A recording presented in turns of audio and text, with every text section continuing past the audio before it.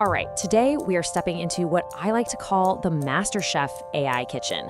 We're going to break down the entire kind of mysterious process of machine learning by looking at it like a simple recipe. And trust me, by the end of this, you'll have the exact blueprint for the AI you're already using every single day. So let's get cooking.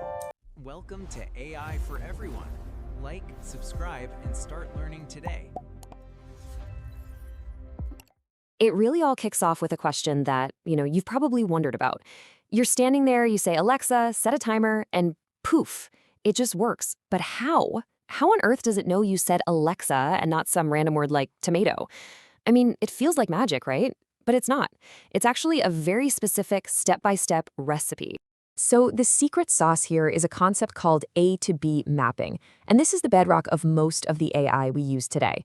It's super simple, really. You give the computer an input, A, in this case, an audio clip of your voice, and then you train it to spit out a specific output, B, which is the text saying what you just said. At its heart, it's just that, transforming one thing into another. And the process for teaching an AI to do this A to B trick follows this really clear four-step recipe. First, we got to gather our ingredients. That's our data. Second, we cook and taste. That's the training part. Third, we serve the dish, which means we deploy it. And finally, we get feedback and maintain it. So let's dive into each of these steps. Okay, let's start at the beginning. Step 1, gathering the ingredients. Now, in cooking, and it's the same in AI, the rule is pretty simple.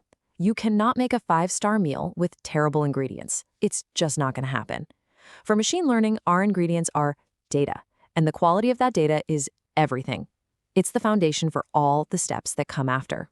But picking your ingredients is a little more tricky than you might think. See, it's not enough to just feed the AI a bunch of positive examples, hundreds of audio clips of people saying Alexa. You also have to give it negative examples, clips of other words like hello, or even the names of its competitors. This is how you teach the AI not just what to listen for, but just as importantly, what it should ignore. Let's look at another example, a self-driving car. For this, your ingredients are thousands upon thousands of images from cameras driving around. But here's the kicker. The raw pictures aren't enough. You have to label them. And that means a human being, a person, has to sit there and manually draw little boxes or on every single car in an image, teaching the AI explicitly. Hey, see this thing? This is a car. Remember it. All right, our ingredients are all prepped and ready to go. Now it's time for step 2, cooking the model. This is the training phase. We take all of that data we labeled and we feed it into our algorithm, which is basically like putting the whole dish in the oven. This is where the magic and, let's be honest, the frustration really happens. But here's a really important piece of wisdom from inside the AI kitchen. You gotta know this. The first time you try to cook the dish, that first attempt to train your model, it almost never works. Seriously. It's like a universal truth in this field, and just knowing to expect that will save you a whole lot of headaches. And that's exactly why training isn't just a one-and-done thing. It's a loop. You can see it here. You test the model. You find a mistake, like, oops, the AI thinks a tree is a car. Then you go back, you tweak your code, or maybe add more data, like pictures of trees this time. You just repeat this cook and taste cycle again and again and again until the performance is finally good enough to serve. So once you're finally happy with how your dish is tasting in the test kitchen, it is time for step 3. You get to serve it. This is what we call deployment.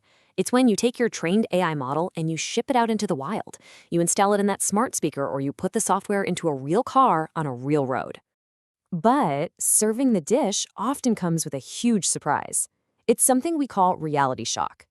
Because it turns out that the clean, perfect, predictable data you used in your lab is nothing like the messy, chaotic, unpredictable data the AI is about to face in the real world.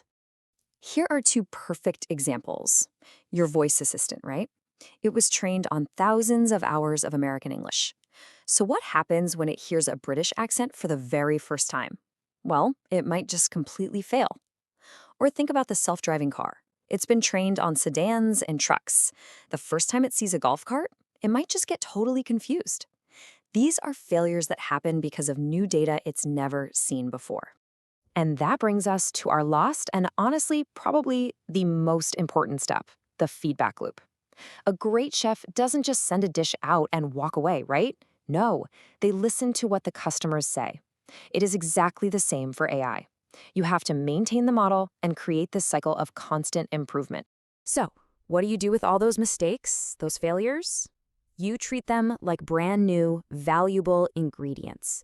You capture that British accent audio clip, you grab those photos of the golf cart, you add them back into your original pile of ingredients, and you go all the way back to the beginning to retrain the whole model. This retraining cycle is exactly how AI systems get smarter and smarter over time. So let's run through that MasterChef AI recipe one last time. Step 1, collect your data, your A and B ingredients. Step 2, train your model, going through that cook and taste loop till it's just right. Step 3, deploy it, serve it up to your users. And step 4, maintain it by watching for those real-world failures and using them as new ingredients to make the dish even better. And that's it. That's the blueprint. Gather, train, deploy, maintain. This isn't just some abstract theory. This is the fundamental recipe that is powering the voice assistants, the navigation apps, the recommendation engines you use every single day. So there you have it. You now have the MasterChef recipe for building an AI, which of course begs the question, if you had all the ingredients you wanted, what AI dish would you create? What problem out there would you want to solve?